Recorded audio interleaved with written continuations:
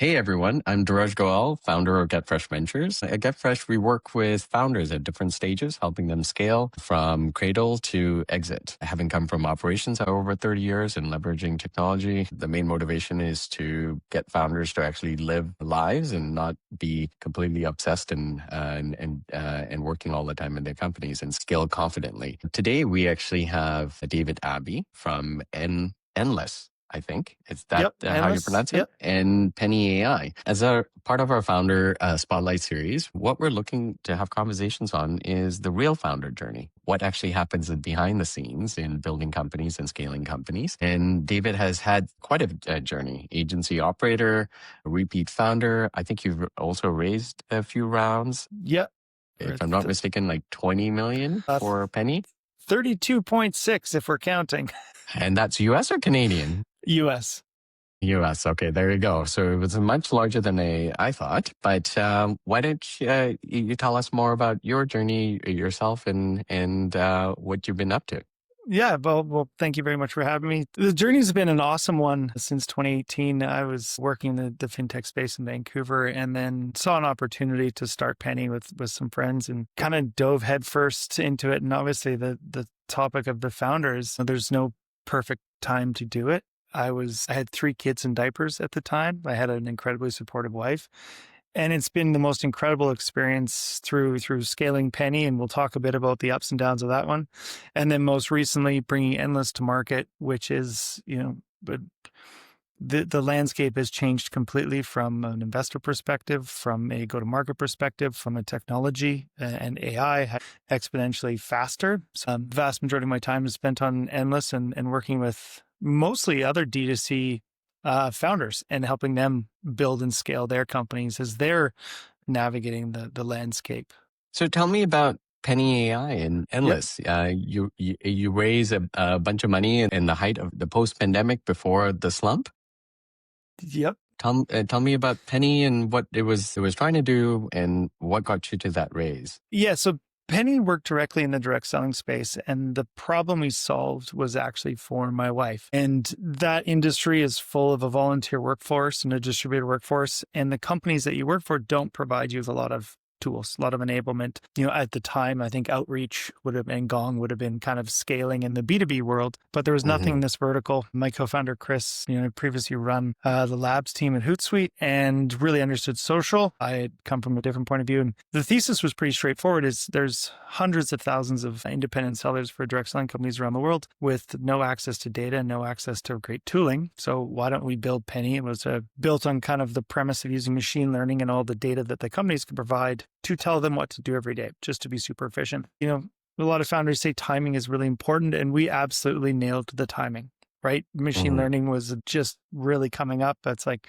hey, get a neural net, build machine learning. And we hit that. And the pandemic hit, and it actually, we had 9 employees when it started. We were still pretty early. But because the pandemic wiped out a lot of frontline workers, that industry boomed because it was a business in a box. And it was over that next 2-year period where we went from 9 employees. And I think when, the quote unquote pandemic ended, and you had about 70 people. And I'd say about 50 of them I'd never met in person before. Wow. Which was a unique experience in itself. I think for 3 years we had virtual. At least 2 years, we had virtual Christmas parties. Like you just didn't know people. And late 2021, early 2022, VC raises were going crazy. Money was cheap. And it was frothy. It was awesome. That doesn't mean it was easy. That doesn't mean like when you saw the announcement, you're like, oh my gosh, they did it. And then we raised the money. Can't remember the exact date, but I remember getting the term sheet. And then the next day, Russia invaded the Ukraine.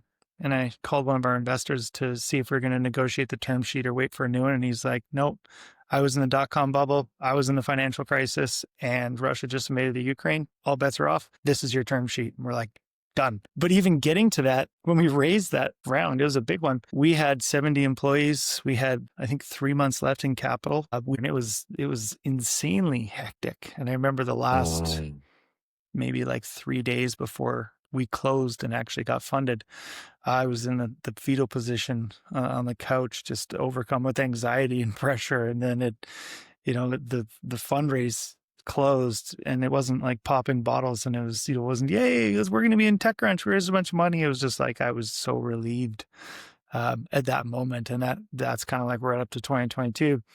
And then 2023 onwards, everything that worked really well during the pandemic had an inverse reaction when everybody Yeah. returned to work. And that industry, as we know it, was severely impacted. And then the industry went up, and then the industry went straight down, which made it very challenging to build the penny side of the business, which we can talk about the pivot over to Endlss. But that was the journey of Penny in the very beginning. So 3 kids, 2 months of runway. I mean, I've been there. I actually left my role at Hootsuite 3 months before my firstborn, after having built startups from the inside Yep. out and spending 70, 80-hour, 100-hour weeks on a regular. I said I was going to end that chapter of my life and focus on building differently. But I know that struggle. I know that stress. I know being in that fetal position. That's a story that most don't hear about. You see the TechCrunch announcement, but not the 3 days before, Yeah. 3 months of runway with all these livelihoods dependent on you situation. Yeah, it's humbling to say the least, but there's always a way through it, and sometimes the way through it is through it. Like there's no like getting it now. You just have to get into it. And there's lots of little tips and tricks you can do. And I've coached a lot of founders through a similar gauntlet before, because it's terrifying in there, and there's very few people who can help you at those moments. Yeah. You have to go through it to really understand it, and then have the network to actually know how to solve it. So Penny, in terms of what it was, especially with the flex in the market and how that space has changed, where's Penny today? Just kind of bumping along would be the way I would put it. It's super unfortunate what happened to the industry. And over the last 2 years, it just incredible downward pressure, external forces that have impacted it. So the product is still there. Clients are still using it, but that industry just has not seen the growth. So there's no sales opportunity there. And so that's a good dovetail into Endlss, I would presume. That's where you started to see a new opportunity. Tell me more about Endlss. Well, that was exactly it. And there's kind of 5 forces, and we won't go into all of them, that I kind of saw with the penny product in that industry. One of those forces was really the rise of the influencer. Like, they've been around for a while, right? 2012, they started to creep up. Late, 2018, 2019, the Kardashians and that whole world really started to put a spotlight on it. During the pandemic, the micro influencers, the nano influencers, and niche influencers just really took front row. And the consumer behavior changed, and the comfort of buying from the influencer network changed. So we actually, before Endlss, there was a period of time where we had a product called Trend, where what we had tried to do was effectively build a little micro social marketplace that an influencer could create. Think of it as their own little e-commerce store, and plug in data and products from any number of brands. And I would go on to Instagram, and I could buy David's hat, his shirt, his shoes, all from different brands in a single transaction, and just collapse that whole buying experience. And while brands loved it as a new sales channel, influencers didn't really adopt it. They weren't curating their store. Well, their passion was creating content, not managing a storefront. And then in turn, conversion didn't really happen with the consumers. But after trying to build that, kind of create a new product opportunity, we had talked to 200 brands along the way. And we kind of took all the things that they said, and we were really going after startup D2C brands sub 50 million in revenue. And they all were really kind of saying the same thing. They're like, hey, this is really cool. What we really need is this, and this. And there's a lot of great technology in the influencer space that's tailor-made for a Lululemon or a Dior or a Ford or a Walmart. But there was a lot of gaps when it came to the startup health and wellness brand, or the startup footwear brand, or the startup beauty brand. And those brands are coming in. The founder's working 80 hours a week. He's got 2 kids. He doesn't have $5,000 a month for a piece of enterprise influencer marketing software. He needs something to get him out the door to prove that this channel is going to be meaningful for him. And then, like every founder, if it works, I will pay for it all day long. So roughly about a year ago, was when we were pivoting away from the storefront, which was very creator focused, and brands just would plumb in and flipped it completely on its head and built a purpose-built platform for small emerging startup D2C brands to basically start their program, scale their program, and find the ROI. And what we're seeing today is it's the brands that jump on. A lot of them are founder-led teams of 5. The results are incredible, and now they're starting to scale programs, and it's a channel that is both predictable and really cost-effective. That was the pivot. And the influencers that you source, is it a search tool, a relationship management tool? It's a whole campaign tool. What is it? All of the above. So Okay. if this is a Lululemon sweater, so they're not really our target customer. But yeah, say I have a clothing startup. We have an AI engine that I can go in and be like, I'm looking for influencers in Canada. That's where I am, that are in the fashion, athletics, whatever my niche is. I'm looking for people that have this many followers, this much engagement on this channel, that have specific interests. And I hit enter. And then we will go, and we have access to a database of about 250 million influencers, and it will return a list of people. And is these influencers across platforms, or is it predominantly? Okay. YouTube, TikTok, and Instagram.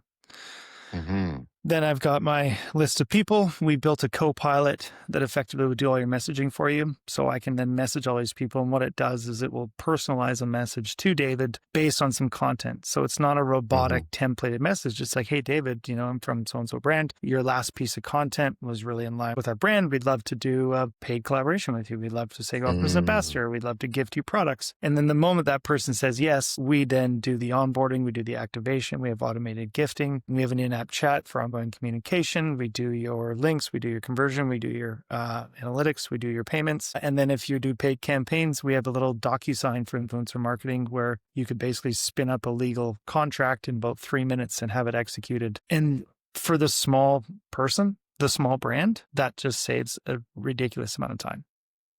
And have you seen any interest from the B2B side? One of the things that I do with our portfolio founders, especially on the B2C side, B2B side, is to bring some of the B2C tactics over to B2B. The reality is that everyone's a consumer, whether it's a business or an individual, and get the channels of acquisition are pretty much the same. The paths are pretty much the same. Are you seeing any type of demand on that front? And that's more personal interest, because it's one of the things that I ask my founders to go, hey, you probably should leverage influencers around your SaaS product. The answer is yes. We've seen a handful of companies sign up that we just were like, whoa, like we were kind of surprised. And then we talked to them, and it's B2B. And we are launching our own B2B influencer campaign next week with a handful of influencers to talk about us as a product. In a way, we're eating our own dog food. Yeah. Well, I mean, I think you're going to have me in our portfolio as customers, because this is something I keep pounding on my founders on. But you brought up an interesting point. I think, when I'm talking with founders on a regular basis, their concern always is that, oh, look at all these competitors. They're there. How do we differentiate? Most don't actually see the market as a 4-dimensional market. That the segment is not only just the size, it's also the stage of where their growth, the industry that they're in, the stack of technology that they're using. You just can't cover all different nuances. And wherever you can find an opportunity, that's a wedge. And it sounds like you found a wedge in influencers, because after working at Hootsuite and also being connected in the social media space, it's a wide area. You just can't cover all of it. No, even in the influencer space, like we have the incumbents in the influencer space. There's a large list of them. Some of them do an incredibly great job. There's a few of our direct competitors I have an immense amount of respect for the product they built, but even they don't do it all. And for the last few years as we've been into it, part of it's just felt like the Wild Wild West, and no one really knows. There's obviously, big brands running great campaigns, and we're getting much better at being very pointed on what we do and what we're not doing, and what we're not doing well as well. And we're like, oh, we kind of know that. And it is carving it out. And when we talk to brands, they're like, you do this better than anyone else we've seen. And we're like, thank you. But truth be told, it's taken us a very long time to get there. And the team is, continually just refining, and we listen to customers just relentlessly, because we've gone through this crazy journey, and now we're here, and we're still not out of the weeds. We still have an immense amount of work to do. but it's Well, working. I think that's the life of a startup. And the reality is that no matter what stage you get to, you're still going to have an immense amount of work to do. And I think that Yes. really comes down to pursuing opportunity. The edges of any company is chaos because you're doing new things on a Yeah. consistent basis. That's at Yeah. least what I've learned growing companies from zero to over 150 million from scratch. That there is not a day that there isn't some level of crisis of newness or lack of understanding of what you need to do next, but you got to figure it out. So what's next for Endless then? You've been at it for what, 2 years now? Two or Yeah. 3 years at Endless? With the pivot from trend, yeah, that would have been 20. Yeah, I think we launched trend 2024, and the end of 2024 we're like, nope, that didn't work, and then we moved over to Endlss and kind of flipped that on its head. For us, it's really all of the rest of this year and into next year, it's really honing in on exactly who our customer is, the size, the stage, and the function that they're trying to get out of it, because there's influencers of all different sizes. And how are those Mm-hmm. different than creators? And how are those different than ambassadors? And then there's Mm-hmm. affiliates, and while they're interchangeable, they're in some cases they're not. And we want to close on who we can really nail as a value proposition to solve that business problem, and who we're not. And we had a call last week with a brand thought we were something, and I told them flat out, I'm like, that's not what we do, but here's 3 companies that do that really well, Mm-hmm. and go over Mm-hmm. there. If you need this thing, and this is where, and that just comes down to refining our messaging and our marketing and our communication, and even just how we talk about ourselves, even with competitors. So you said a whole bunch of things that sum up into focus, Yeah. right? Like it's like zeroing and your entire job is to find that, to keep cutting until you find that wedge that just keeps working over and over again and you create gravity. And I think that comes down to positioning. The more Mm-hmm. refined you are and more purposeful you are against a problem, the easier the market can understand and adopt what you're doing. Yes, I totally agree with that. And, for a product that's only been in market for, say, 6 months under the Endless banner, we still have a lot of work as, as always, but we can always get better. Yeah. We're starting to see the engine starting to work. We know if we put ad dollars in a certain place, we know how that's going to work. We're treating it just like a little bit another early stage startup, even though it has the bit of time. And how big's the team with There's Endless? I think there's 22 people. And is it part of the Penny AI umbrella, or is it Yeah, a no, it is distinct part of the company? umbrella. Yeah. Oh, it's part of the umbrella. So Yep. it's follow through on that same funding and Yep. in construct. Yep. Well, But spun out as congratulations. it just made sense. There was a lot of similarities between the two products, but just Yeah. it made sense to be able to do that. And I think that's a key point, right? Like you started with a company, you raised within that company, you explored that opportunity. It didn't work out the way you intended. It wasn't a pivot of product only. It was a pivot of market positioning, offer, brand. Yep. And that was exposed through the work you did in the first place, but Yep. you found the opportunity, and using the same construct in terms of what you raised, you're now building this net new company. And it's just that willingness to stop doing what you know is not working, even if that means the entire product, brand, and market, to go after what's the opportunity. I think that's a key lesson that lots of founders would appreciate, that you don't have to be dogmatic about what you're intended to build if the market is not appreciating or you can't find a path into the market. Yeah, and in that whole industry, one of the challenges that the direct selling industry faced, where Penny was serving, probably could have been navigated, but it was huge. It's just so many different things came at it at the exact same time, and I think it made it nearly impossible for almost every company in it, both the companies that are selling the physical good and the companies that are servicing it.